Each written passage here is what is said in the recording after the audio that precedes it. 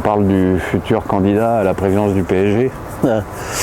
Enfin bref, comment on peut être chroniqueur, journaliste et avoir une telle fatuité, j'avoue que j'ai du mal.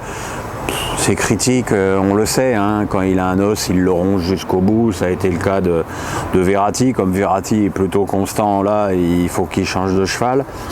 Moi, ce qui m'épate surtout dans l'histoire de Neymar, il y a eu un excellent papier, c'est pas si souvent dans l'équipe, une excellente interview de Thierry Henry qui parlait de Neymar et qui disait il faut écouter Neymar.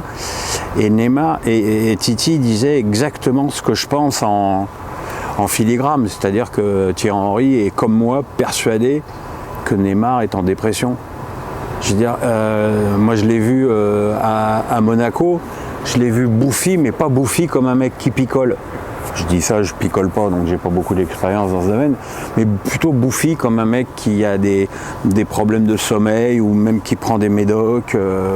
Mais ça, je suis désolé, c'est le rôle du PSG de s'inquiéter de la santé psychologique de ses joueurs. Après, Neymar, est-ce que c'est la cause des gros problèmes du PSG au milieu? Il faut voir que Neymar, depuis cette saison, il joue relayeur. Je veux dire, c'est le deuxième Parisien qui a le plus couru à Manchester City et au Real. Donc s'il court beaucoup, on ne peut plus lui demander d'accélérer et puis on ne peut pas lui demander d'être côté gauche. Je pense que Neymar, côté gauche, c'est un leurre. D'ailleurs, en équipe du Brésil, il a joué faux avant-centre et ça lui allait beaucoup mieux. Et puis il était rayonnant, il était souriant, alors qu'on ne le voit plus sourire au PSG. Pourtant, j'ai pas l'impression qu'il soit si malheureux que ça dans sa vie parisienne. Mais il faut bien voir, moi j'avais rencontré Neymar une fois au lancement de son parfum. Et lui et son père m'avaient parlé des critiques, il les avait vraiment bien isolés, bien nommés. Je pense que Neymar est très au courant de ce qui se dit sur lui et que ça le touche beaucoup plus que ce que les gens croient. Alors évidemment, ceux qui vont me dire bah ouais, mais enfin s'il n'est pas heureux à 4 millions par mois, ouais, bah dans ce cas-là, Kurt Cobain, Robbie Williams, Dalida ou McBride, ils ne se sont pas suicidés si on part de cet argument bidon. Donc voilà, je veux dire que le PSG, ils l'ont sur les bras pendant un moment, à moins de le brader, ils vont l'avoir sous contrat encore quelques années. C'est à eux de faire en sorte qu'il soit le mieux utilisé et qu'il soit le mieux possible dans ses baskets, ce qui n'est à l'évidence pas le cas. Le décalage entre le PSG et le Brésil est tellement évident que je ne comprends pas que ça ne saute pas aux yeux de tout le monde. Et si vous pouvez, relisez cette interview de Titi sur la dépression du joueur en général. Et puis d'autres, tu en as parlé, je suis désolé, l'équipe a fait une série sur les dépressions. Là, on a Nicole Biles, on a Osaka. Biles, elle a été violée, c'est pas pareil. Mais des sportifs qui sont en dépression, voilà, c'est pas parce que tu es riche et célèbre que tu fais pas de dépression, il faut arrêter ces conneries.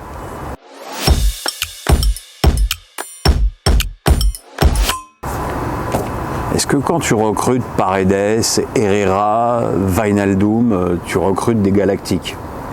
Je crois pas.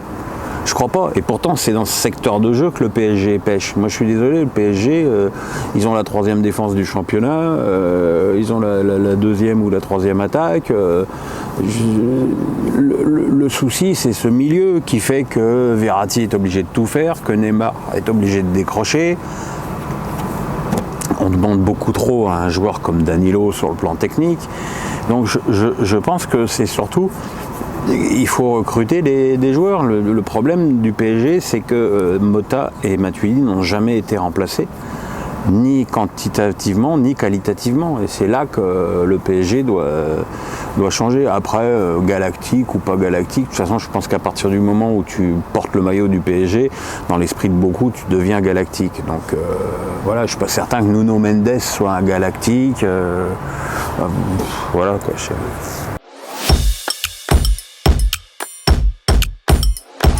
problème de Lyon, c'est qu'il y a moi je trouve qu'il n'est pas si mal cet effectif. Après, c'est vrai que Moussa Dembélé, même s'il marque quand même des buts, il n'en marque pas souvent dans les moments importants, que Aouar est porté disparu depuis trop longtemps, que Dubois est un peu en perdition, donc voilà.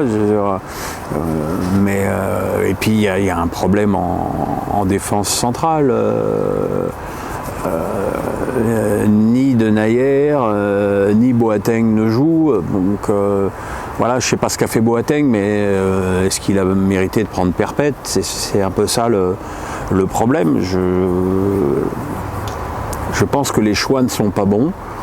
Et qu'il faudrait probablement une individualité de plus sur le plan offensif. Je pense que par exemple, le retour de Memphis Depay serait une bénédiction.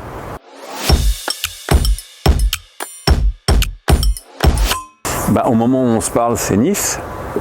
Très franchement, je trouve que des trois équipes, celle qui montre le moins de qualité, c'est Nice.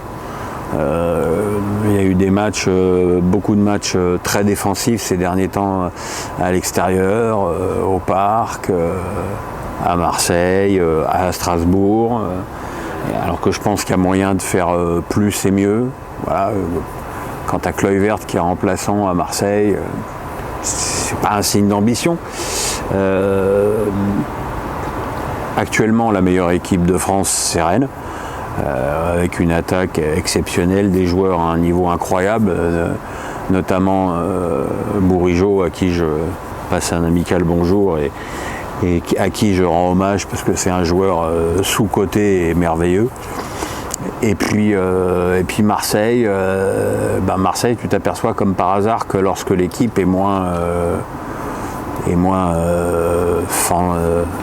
comment je dirais ça, moins farfelu, c'est déjà beaucoup mieux.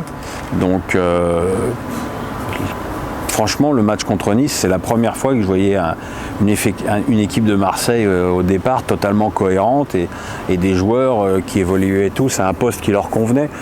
Voilà, faut voir, la blessure de Milik, a priori, c'est que 10 jours, mais il est évident que chaque faux pas dans ces trois-là va être compliqué. Donc pour l'instant, je dirais Rennes et Marseille, mais bon, je peux peut-être dire l'inverse lundi prochain.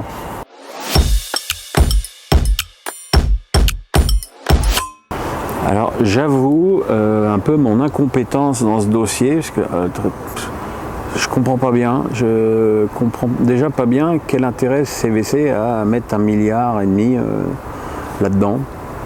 Où est-ce qu'ils vont faire leur oseille?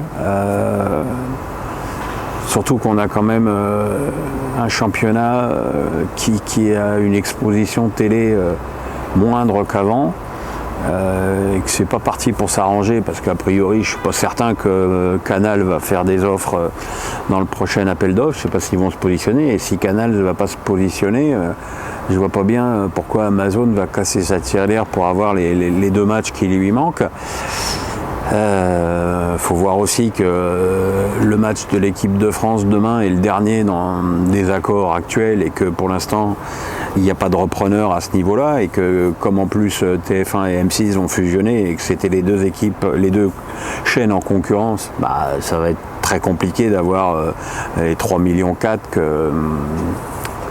par match que la Fédé avait pour l'instant des matchs des Bleus. Voilà, je veux dire, la santé financière et économique, enfin c'est pareil, financière et économique, et je dirais au niveau du sponsoring de l'équipe de France, elle n'est pas terrible. Et le truc d'Mbappé n'est pas anodin, parce que si Mbappé arrive à ses fins, les sponsors ils vont mettre moins d'argent, parce que les sponsors, s'ils n'ont pas Mbappé sur la photo, pas certain que Coca-Cola, s'ils n'ont pas Mbappé sur la photo des Bleus, ils vont mettre autant d'oseille. Hein. Donc voilà, après, comme tout ce que fait Vincent Labrune, c'est d'une opacité absolue. Bon, on sait que ça va rapporter 200 millions d'euros de plus au PSG, ce qui ne changera pas grand-chose. Ce qui changera plus les choses, c'est 38 millions pour les petits clubs. Voilà, il faut voir les contreparties que ça va engendrer et si le foot français ne va pas se retrouver cocu à l'arrivée.